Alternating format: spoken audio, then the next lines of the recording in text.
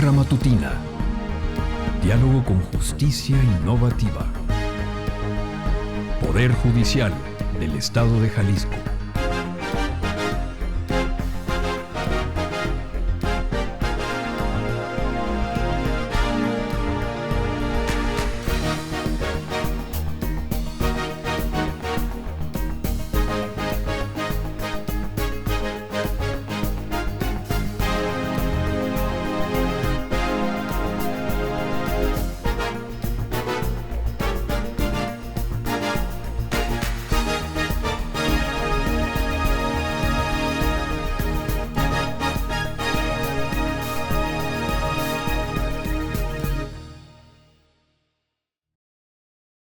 ¿Qué tal? Muy buenos días, bienvenidos a la Barra Matutina, Diálogo con Justicia Innovativa que el Poder Judicial del Estado tiene para todos ustedes cada mañana del martes y jueves.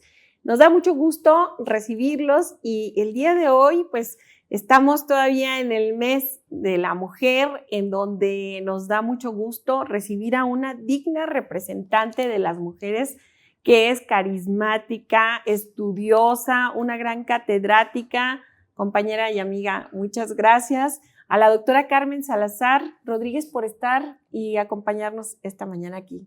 Gracias por aceptar esta invitación. Pues muchísimas gracias. ¿Qué te puedo decir? La verdad es que son reconocimientos inmerecidos. Uno va por la vida haciendo lo que puede hacer y el gusto de coincidir con personas como tú, con el conocimiento pequeño adquirido, como dice Sócrates, yo solo sé que no sé nada, pero al final del día estamos pues con esa inquietud constante de aprender y de tratar de dejar algo, y gracias por darme este espacio.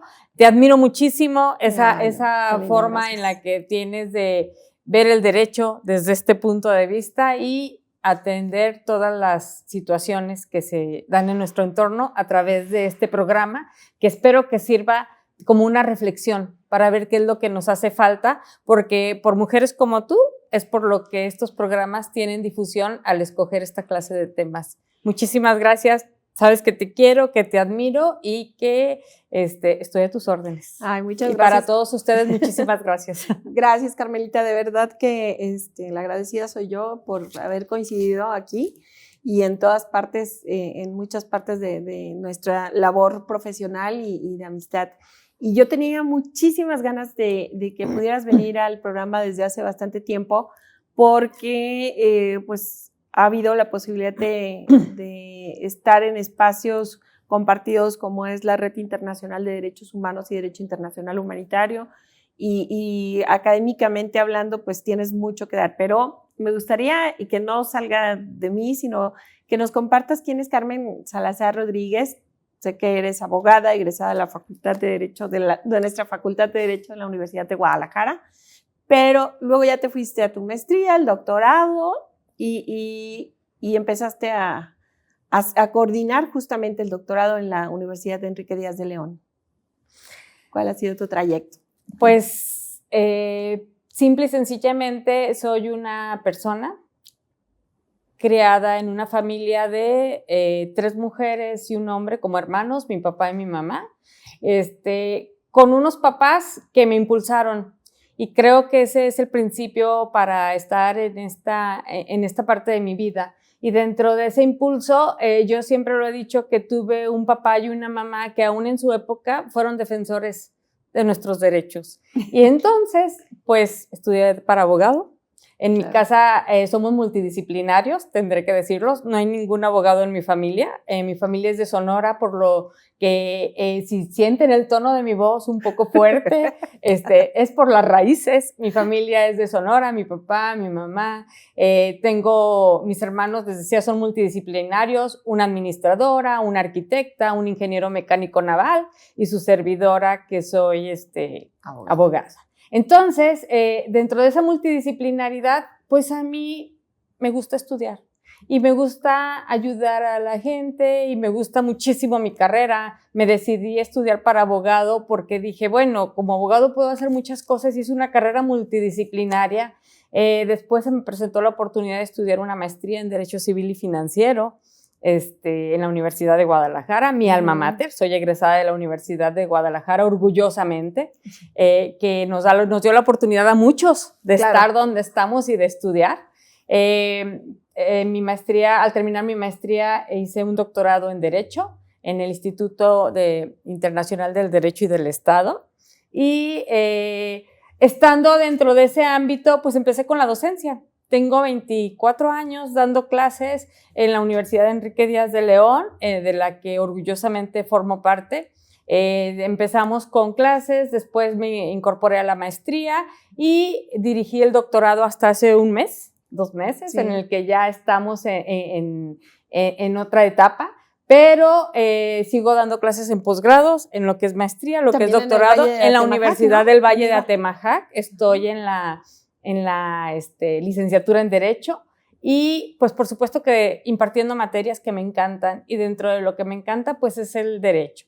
Y con tantos años de estar en el ámbito de la educación y del derecho, pues estudié un doctorado en educación, que también influida por aquí por mi amiga, que aunque no lo sabe, yo la veo, es maestra, es abogada, hace una serie de actividades que le permiten eso, y pues fue mi última hazaña. Y que ahora pues tendré que compartir lo que nos está dando la inquietud como buenas amigas de estudiar psicología. Ya les platicaremos después si pudimos hacerlo o no, pero lo que les quiero decir es que pues he tenido las alas abiertas para volar, y he volado hacia donde he podido y a donde he querido, y conseguido muchas cosas, y por eso estoy aquí. Y por supuesto que me encanta mi faceta de abogada litigante. Claro, eso es lo que hago. Esa es una parte muy importante, y algo de lo que hemos querido difundir en este mes justamente es el papel preponderante de la mujer en un ámbito como este, que es el judicial, el jurídico, en donde en algún tiempo, ya no creo que sea en este momento lo que esté preponderando, pero sí fue difícil a veces abrirse paso, el lograr un lugar como litigante, como mujer.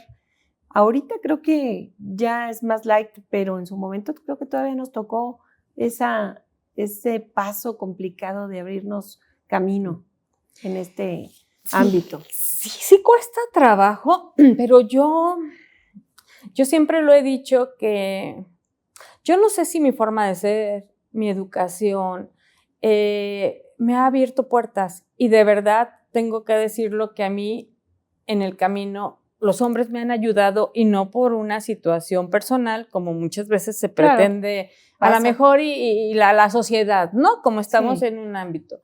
Mi primera oportunidad sí me la dieron en un juzgado, una notificadora, de meritoria, pero quien me llevó ahí fue un caballero. Claro. Y que se lo agradezco infinitamente, ¿no? Y luego después entré a trabajar en un despacho con un abogado, y el abogado me abrió las puertas infinitamente y me enseñó todo lo que sabía.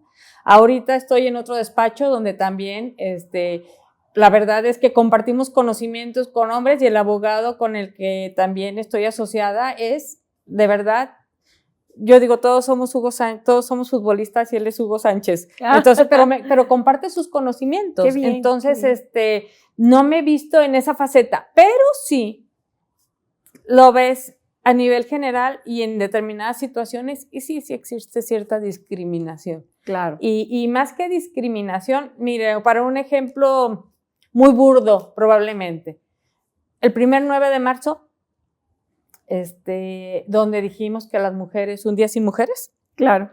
Dejan de trabajar las mujeres, al siguiente día voy a un desayuno. Hace, creo que fue 2 años, ¿no? Hace 2 años, voy a un desayuno, la única mujer, y el comentario fue: ay, qué bueno que no fueron las mujeres a trabajar, miras qué a gusto estaba la calle, ni le hacían falta. Entonces es cuando dices tú, no, tenemos que visibilizarnos de una manera en la que ellos saben que sí hacemos falta, pero todavía nos hace falta llegarles a esa sensibilidad en la que, así como nosotros les reconocemos a ellos su labor, pues ellos nos la reconozcan a nosotros, ¿no? Por supuesto. Porque es un reconocimiento, no es que no la hagamos, nada más es que nos vean, hay que visibilizar. Y por eso, pues, aquí estamos. para que demostrar que pensamos, que Así somos y que vamos a la par, ni adelante ni atrás. Vamos de manera igualitaria. Así es, Carmelita. Bueno, mira, me gustaría que pudiéramos ahora abordar uno de los temas que yo sé que te apasionan y que es el tema constitucional. Y hay un caso que seguramente muchos de ustedes lo van a conocer porque ha sido tratado desde muchísimos ámbitos. Hay documentales, hay videos, hay muchísima información en las redes sociales. El caso Rosendo Radillo Pacheco. Este caso, no sé si quieras contextualizar a las personas, porque no solamente nos ven abogados, nos ven personas que seguramente están o saben de alguna persona que tiene una situación de desaparecidos, de casos de secuestro, de gente sustraída por las autoridades, en fin.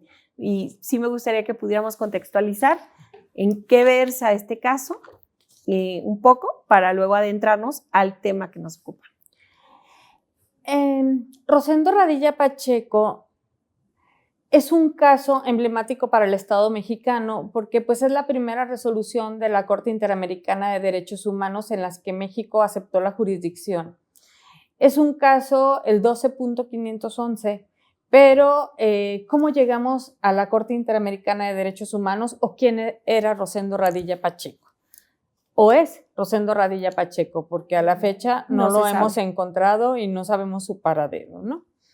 Rosendo Radilla Pacheco es una persona que vivía en Atoyac de Álvarez, fue presidente municipal de Atoyac, ayudaba en la salud, en la educación, pero como todos sabemos en los contextos de 1969, 1968, 1969, pues había una cierta desestabilidad social. ¿Por qué? Porque los pueblos siempre buscan una calidad de vida, ¿no? Dentro de esa calidad de vida hubo dos personas o dos personajes que eran maestros, Genaro Vázquez y Lucio Cabañas, que generaron un movimiento armado en Guerrero y lo que hizo el gobierno fue enviar al ejército para callar sus voces. Dentro de ese contexto, desde 1969 existieron una serie de desapariciones forzadas de personas y Rosendo Radilla Pacheco era admirador o seguidor de estas personas y les componía corridos.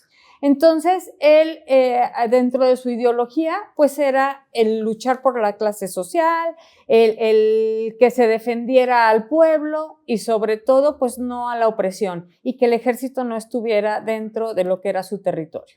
Un día salió con su hijo y en un retén militar lo detienen y le dicen que lo detienen porque componía corridos. Y en el momento en que le dicen que porque componía corridos, se lo llevan, pero previo a eso, que fue la ventaja que él tuvo, previo a eso iba su hijo con él, un niño al cual él les pidió que lo dejaran ir y que él es el que cuenta la historia, por una parte. Y les pide que avise. Y les pide que avisen. Entonces, a partir de que da aviso, no lo vuelven a ver, lo vieron en algunas ocasiones en el cuartel o en una ocasión, después ya no lo volvieron a encontrar y como dice Tita Radilla Pacheco, nos dijeron desapareció y nada más desapareció y no supieron qué pasó con él. Entonces, esto las lleva a ellas a iniciar una guerra legal o un procedimiento legal, pero que se convirtió en una guerra jurídica para efectos de que se castigara al Estado mexicano y al ejército por la desaparición forzada de Rosendo Radilla Pacheco. Esto sucedió el 25 de agosto de 1974, lo que quiere decir que estamos hablando de aproximadamente 50 años. 48 años. 48 años. 49. Este año son 49 sí, años, estamos hablando de aproximadamente 50 años y estamos en una situación en la que la pregunta es, ¿a dónde nos lleva la historia? La historia nos enseña y no hay que repetir la misma historia y en un momento dado, pues hay que tomar lo que de ella nos enseña para mejorar. En base a esta sentencia de Rosendo Radilla Pacheco, ¿el problema cuál fue? que no existía el delito de desaparición forzada. Exactamente. Que querían que el caso se llevara ante la jurisdicción militar. Y entonces decían, a ver, ¿cómo es posible que los militares resuelvan una situación que ellos cometieron cuando Rosendo Radilla Pacheco era un civil? Así es. O sea, él no era un militar y no tendría por qué ser juzgado por los tribunales castrenses. En segundo lugar, ¿qué delito? Les decían, ¿homicidio? No, homicidio no, si no existe un cuerpo. Después hubo como una situación en la que constitucionalmente se definió un delito de violación de garantías y dicen, bueno, pues probablemente pueda ser una violación de garantías y cuando iban a consignar desaparecieron el delito y no existió. Entonces, ellos dicen, es que es una desaparición, o sea, ¿cómo voy a traer el cuerpo de mi papá? ¿Cómo sé dónde está? Y empiezan a llegar a las instancias internacionales después de que la Comisión Nacional de Derechos Humanos dice, efectivamente, en su recomendación 26 del 2001, dice, el Estado mexicano cometió desaparición forzada y el ejército lo desapareció sin causa alguna.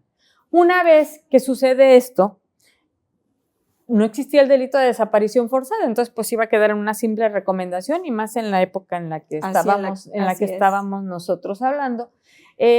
A través de esta investigación que se hace, tengo que hacer el paréntesis, que el caso de Rosendo Radilla Pacheco no fue el único.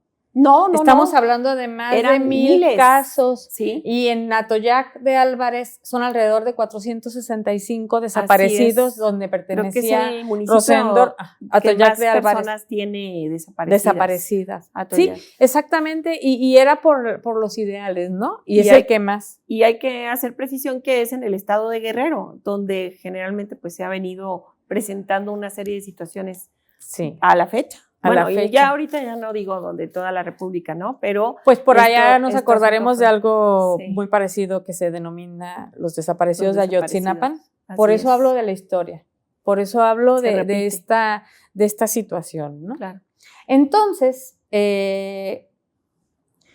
fueron varios casos, pero el único que se pudo documentar y en el que pudieron tener pruebas fue en el de Rosendo Radilla Pacheco. Así es. La Comisión Mexicana para la Protección y Defensa de los Derechos Humanos, que fue la que llevó este caso a la Comisión Interamericana de Derechos Humanos, tenía documentados varios casos, pero cuando llega, pues era el que tenía mayores pruebas. Claro. Precisamente por el testimonio del hijo y de las personas que lo llegaron a ver en el cuartel militar. Llega a la Comisión Interamericana de Derechos Humanos, que bueno, tendré que hacer así como un pequeño preámbulo para hablar de esta comisión. Cuando México acepta pertenecer a la OEA y acepta la Convención Americana de los Derechos Humanos, nosotros pertenecemos por esa situación dentro de la protección a los derechos humanos al Sistema Interamericano de Derechos Humanos. Este Sistema Interamericano de Derechos Humanos tiene dos instancias. Una que es la Comisión Interamericana de Derechos Humanos, que se encuentra en Estados Unidos, en Washington, y la Corte Interamericana de Derechos Humanos, que se encuentra en Costa Rica. Entonces, el primer paso que tuvieron que dar ellos fue llegar a la comisión, que fue esa denuncia, a presentar esa denuncia de los hechos que consideraban violentadores o violatorios de derechos humanos, por considerar que existieron violaciones graves en contra de Rosendo Radilla Pacheco, y lo que sucede es que al analizarlo la comisión se da cuenta que efectivamente que existe una violación grave de los derechos humanos y que podía llegar ese caso a la Corte Interamericana de Derechos Humanos porque precisamente el 16 de diciembre del 2008 nosotros habíamos aceptado la jurisdicción de la Corte. Así y entonces al aceptar la jurisdicción de la Corte estábamos obligados al cumplimiento de la resolución. Llega a la Corte Interamericana de Derechos Humanos, se hace un procedimiento en el cual el Estado mexicano se defiende, que bueno, entrar a lo que serían las defensas sería toda una clase de excepciones, pero lo primero que decía es, no, es que cuando sucedieron los hechos todavía no formábamos parte de la jurisdicción de la Corte Interamericana y no estamos obligados, sí hemos hecho determinados actos, etcétera, etcétera, etcétera, pero la Corte Interamericana de Derechos Humanos dice, a ver, espera, noto en tu sistema varias deficiencias. Cuando Rosendo Radilla Pacheco desaparece, le vulneraste derechos humanos y hubo violaciones gravísimas por la impunidad que existió dentro de tus instituciones. Y lo que es muy importante entender es que cuando llegamos a la Corte Interamericana de Derechos Humanos, no llega el Poder Ejecutivo, no llega el Poder Legislativo, no llega el Poder Judicial, llegamos todos, llega el Estado. Es el Estado mexicano el que violenta los derechos humanos de las personas. Y es ahí donde yo les digo, es como cuando nos enseñaban, ¿no? Son 3 personas distintas y un solo Dios verdadero. O sea, el que va es la cabeza. Porque nosotros estamos constituidos en 3 poderes, pero cuando llegamos allá es el Estado mexicano. Oye, si no me equivoco, perdón que te interrumpa, en tiempos del presidente Fox, cuando se aceptó toda esta jurisdicción, ¿no? Y también hay una omisión tremenda y un desconocimiento por parte del Ejecutivo, donde dices, bueno, ¿en qué estado nos dejan totalmente de indefensión? Porque prácticamente se lavan las manos y dejan todo que transcurre, incluso desaparecen algunas cosas, algunas situaciones, ¿no? Desaparecen, designan a una persona de la Comisión de la Verdad para este caso. Así es. Y le desaparecen los tomos. Sí. Cuando realiza la investigación y dicen, efectivamente hay desaparición forzada, desaparecieron las partes más importantes para que se pudiera fundamentar, efectivamente. Qué barbaridad, es que estamos... Y ¿sabes qué es lo peor? Que aun cuando teníamos ya una sentencia, independientemente de la defensa y de la desaparición, pues bueno, hay una parte en materia de derechos humanos que se habla de la reparación integral, ¿no? Dentro de esa reparación integral ordenaron entregar una determinada cantidad de dinero a las víctimas por esa reparación del daño para que pudieran tener una atención. A que no sabe, a que no, bueno, increíble de que hubiera pasado. El cheque salió a nombre de Rosendo Radilla Pacheco. Entonces, ¿quién lo iba a cobrar después? Se tuvo que hacer un juicio para que se pusiera el cheque a nombre de otra persona y se pudiera hacer exigible ese cheque. Entonces, sí, estamos hablando de situaciones en las que dices, ok, probablemente es desconocimiento, pero un desconocimiento a tal magnitud nos lleva a pensar en dónde estamos parados. Claro. Y ya estábamos hablando de un reconocimiento a la jurisdicción de la Corte Interamericana de Derechos Humanos, ¿no? ¿Qué pasa cuando llega a la Corte Interamericana? ¿Aparece una sentencia? Aparece una sentencia, en la sentencia nos condenan. Nos condenan, claro, con una no muy grata X y nos dicen, a ver, a Rosendo Radilla Pacheco le violaron el derecho humano de la libertad, de la vida, de la personalidad jurídica, porque no lo quieren reconocer porque no aparece.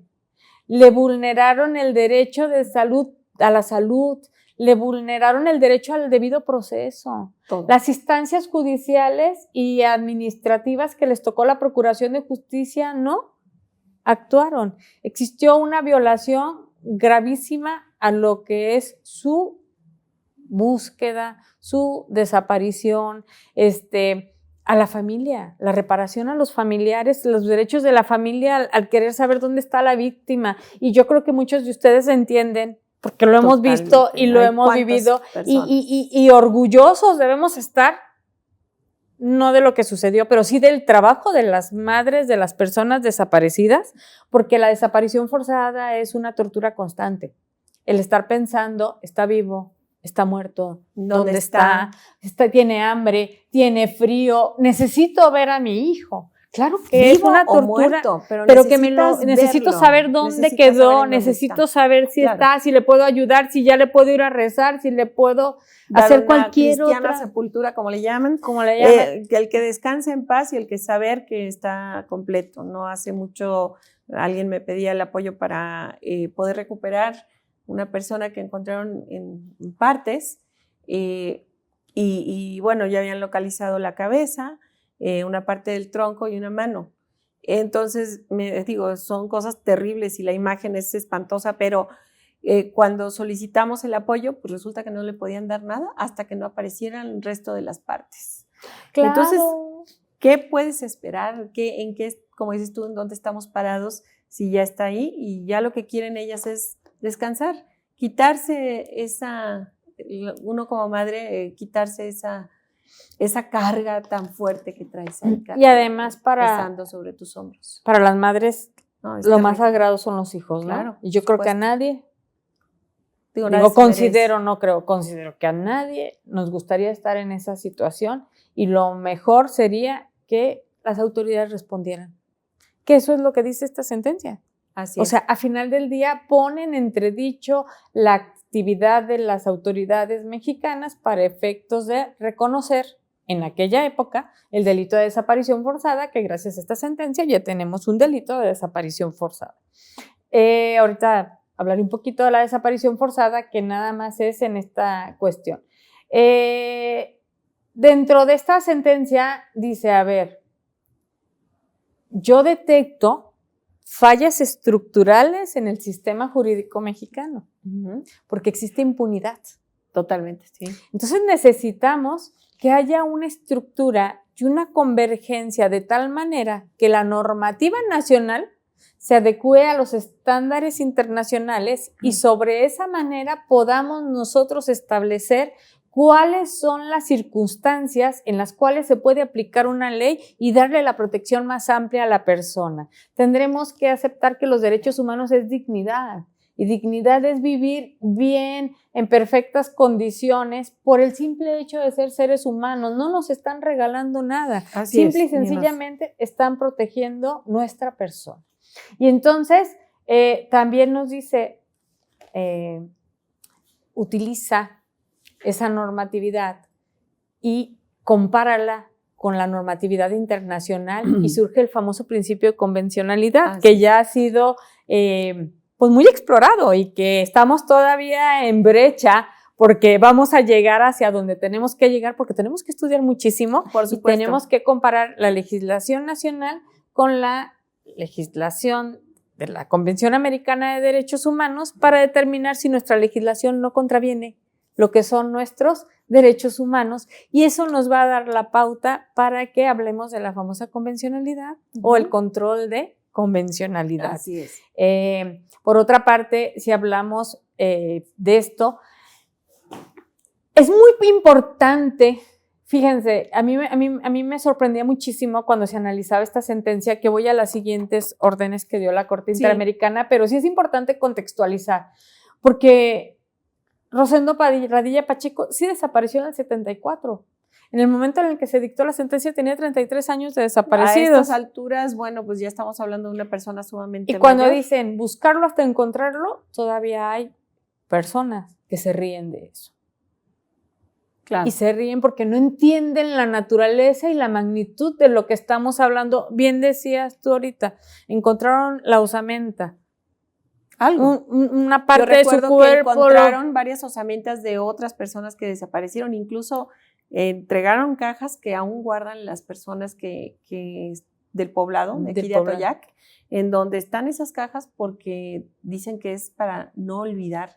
Qué cosa tan terrible que se vive y seguirán viviendo, y cuánta gente no está, ¿no? No está en esa condición. Además necesitamos sensibilización. Sí es cierto que muchas veces el ser víctimas a lo mejor y nos hace un poco sensibles y a lo mejor y no sabemos pedir las cosas, pero también debemos de entender en dónde estamos, qué es lo que están pasando y empatizar, porque al final del día de eso se trata, ¿no? Todos tenemos situaciones distintas y, como decimos, no es nada fácil perder un ser querido. Claro. Y entonces dicen, finalmente, a ver, perdóname no. que te interrumpa, nada más. Estamos hablando de que aparece esta sentencia y hay algo todavía a lo que hayamos llegado actualmente con este caso, porque ha sido sumamente estudiado, ha sido un escándalo mundial y ha sido un referente mundial y ha sido el motivo de muchísimas pláticas, conferencias y diálogos. ¿Qué podemos Es que precisamente, concretar pero al fíjate respecto? que precisamente eso es a lo que voy. Pues a la familia le ordenaron la reparación del daño integral, ordenaron que se hiciera una imagen, y que se escribieran sus reseñas, que también por allí hubo ciertos inconvenientes, pero se logró. Pero yo siempre les digo, a ver, fíjense qué interesante, estamos a la luz de una sentencia que surgió por una desaparición forzada, pero que cambió todo nuestro sistema jurídico mexicano. Totalmente. Totalmente. Eso vino a Porque sacudir. una parte de la sentencia dice, necesitamos que la normativa del Estado mexicano se adecue a la legislación internacional y se respeten los derechos humanos, por una parte. Y segunda, hay que capacitar a los operadores de administración de justicia y a todas las personas que se encargan de la aplicación de la ley para que estén capacitadas en materia de derechos humanos. Desde la gente de primer impacto, ¿no? Del policía, toda la gente que tiene que ver con este sistema y que es muy amplio. Y que es muy amplio. Y entonces hay una sentencia emblemática, la 912 del 2000. Tengo que decirlo. Primero fue la desaparición forzada y en segundo lugar dicen, a ver, limita al fuero militar. Cuando sucedan situaciones con personas que sean civiles, no se deben de sujetar a los tribunales militares, los tienes que seguir en el fuero común. Por supuesto. Entonces, hubo una sentencia en la 912 del 2010, en donde la Suprema Corte de Justicia de la Nación resolvió que hacer un reconocimiento a esta sentencia era un caso en el cual tenían que decidir si una persona era juzgada en un fuero militar o en un fuero común, y decidieron que se iba a ir por el fuero común porque el militar, al momento en el que cometió la conducta, lo hizo de manera civil y lo cometió contra un civil. Y entonces hacen todo un análisis de esta sentencia de Rosendo Radilla Pacheco, en donde también la Corte estuvo ahí dividida un poco, pero bueno, no me voy a meter ahí porque digo, cada uno de estos temas es un tema muy amplio, pero ¿en qué cambió nuestro sistema jurídico mexicano? En junio del 2011 tenemos una reforma constitucional a nuestro artículo primero constitucional, que claro que fue a toda la Constitución, y entonces el primer impacto que tiene hacia nosotros y que México hizo para que nosotros pudiéramos cumplir, que habría que ver si era realmente cambiar el título, pero bueno, se llama este título de los derechos humanos y sus garantías. Anteriormente nosotros lo denominábamos de las garantías individuales. ¿Te acuerdas cómo aprendimos? ¿Cómo aprendimos? Claro. Y muy buenos maestros. Sí. Aparte. Y además muy apasionante, ¿no? Yo creo que es el fundamento de todo. Yo digo que tenemos una constitución hermosa. Totalmente. Tenemos una constitución hermosa y si la verificamos, la Declaración Universal de los Derechos Humanos y gran parte de la Convención Americana de los Derechos Humanos la tenemos y no necesariamente por esta sentencia. Así es. Ay, Carmelita, nos quedan unos cuantos minutos, pero me encantaría que diéramos un panorama final. Ya. Entonces, este artículo primero dice que todas las personas van a estar protegidas por los derechos humanos que se encuentran consagrados en esta Constitución y los tratados internacionales. Y para muestra basta un botón que se hace un bloque de constitucionalidad donde a los tratados internacionales, pero son tratados internacionales en materia de derechos humanos, son a los que les damos el rango constitucional y es debido a esta sentencia, en cumplimiento a esta sentencia. Y yo aquí nada más cerraría diciendo, el bloque de constitucionalidad nos lleva a la convencionalidad y tenemos casos emblemáticos en los que nuestros jueces, de manera adecuada y prudente en algunas ocasiones y en otras ocasiones, a manera de estudio, tienen que aplicar esta convencionalidad.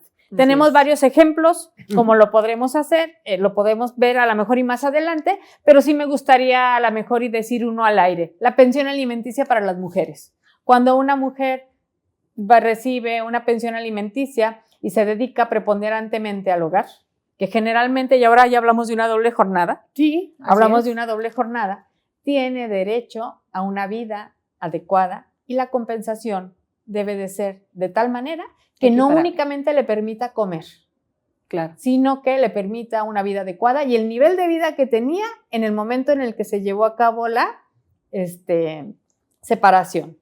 ¿Quién nos dice esto? Pues el Pacto de los Derechos Económicos, Sociales y Culturales, donde en su artículo 21, inciso 3, nos dice que todos tenemos derecho a una vida adecuada. Y entonces, ¿qué hacemos? Analizamos la Constitución, el Código Civil, que es lo que contempla, analizamos la Constitución, analizamos la jurisprudencia, los tratados internacionales, nos damos cuenta si no existe un choque entre una y otra, y cuando nos damos cuenta que la legislación mexicana no regula esta pensión alimenticia, entonces nos vamos a los tratados internacionales y estos nos dan la respuesta.